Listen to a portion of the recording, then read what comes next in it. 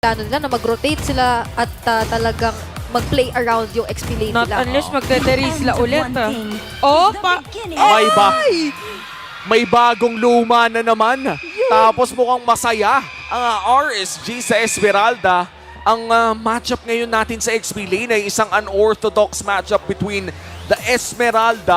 Pala din.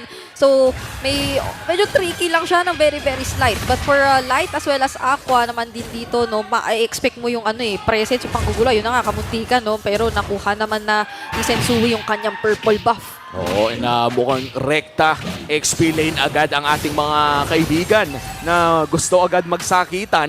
At wala na silang gagawin. Passive ang gusto nilang gawin. Oh, parang naghihintay lang muna talaga sila dito ng mga pwedeng ibigay para sa mga players. At sakto naman, nagkabanggaan doon sa may Little Wanderer na which by the way, na-secure. Bahan, pero hindi pa naman sobrang naiko-commit. Though ngayon, sa bandang top lane, meron yatang gustong mangyari ang magkabila ang kupunan. Oo, tas alam na rin nila at this point, parang expected na nilang may tao dun eh. Binatuan ba naman ng gulong ng hindi niya nakikita? Oh, sabi niya, kung ako yung nandito sa posisyon niya, ganun din ang gagawin ko. Dito din ako papwesto. Mga masasabi nating matatalinong jungler talaga.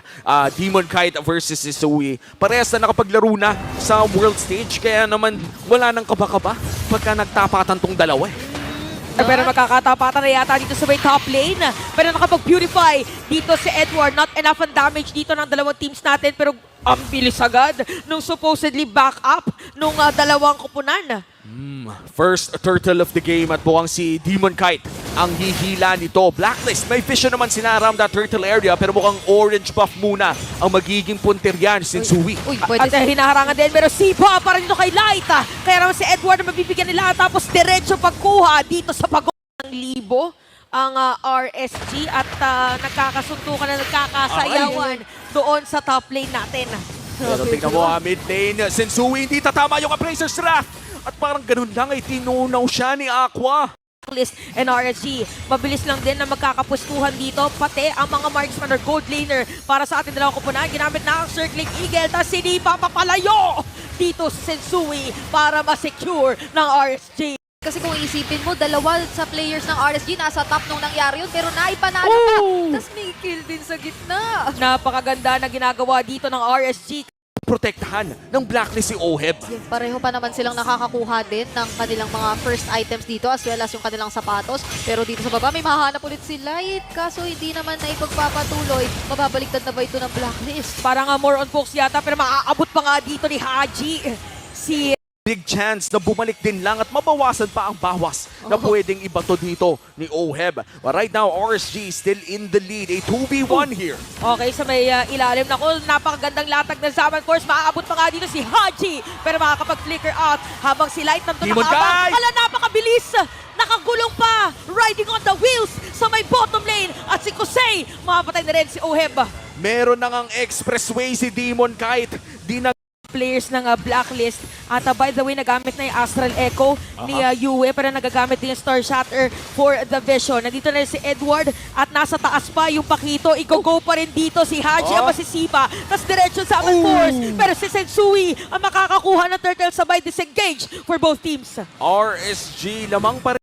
Na rin yata yung susunod niya. Tsaka parang ang hirap if you're Cho here. Parang ang lahat sila may Fury pero Oy! Napagandang kill para dito pero sa bandang Genji meron din palang palit ang Blacklist International habang si Kusei magki-clear lang ng minion wave. So ng heartbeat pero nagpo-poke lang po yung mga players natin dito at ang gusto na talagang i-poke is gonna be Nuts kasi alam nila na merong killing potential yung Pakito. Holy Crystal pickup para kay Oheb. Ayaw bitawan ni Sensui. Taunt on one. Demon Kite ngayon. Hihilain pabalik. Papunta kay Haji. At magre-reset na naman ang ating Lord. Habang nangyayari ang lahat ng yon, may 1v1 pa sa mid lane. Ay! Kamunti ka na. So, probably ay either mag-reset si Nuts or kukuha muna siya ng minion doon sa may taas. By the way, may vision si Light na nandito sinisimulan ng Blacklist International. Tinutuloy pa nga actually yung Lord! Si Kusei malalapitan nila. Ginamit na dito yung vengeance. Sapat ba para mapatay si Edward? Pero pa-knock-up!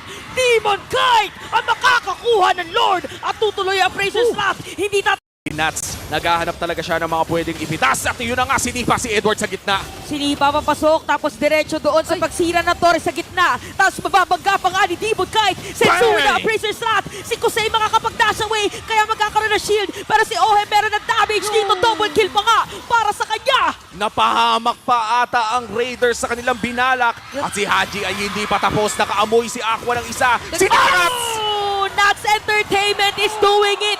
Parang malalast full show with a double kill.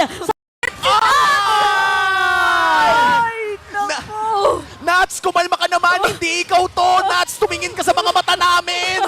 Kakaibang Nats na nakikita natin dito. Nakakuha pa na isa, kaya lang pala nagtata.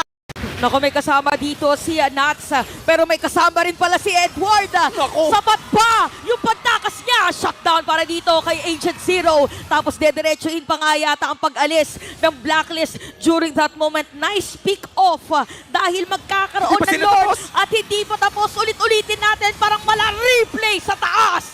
Grabe naman, the turn around. This time.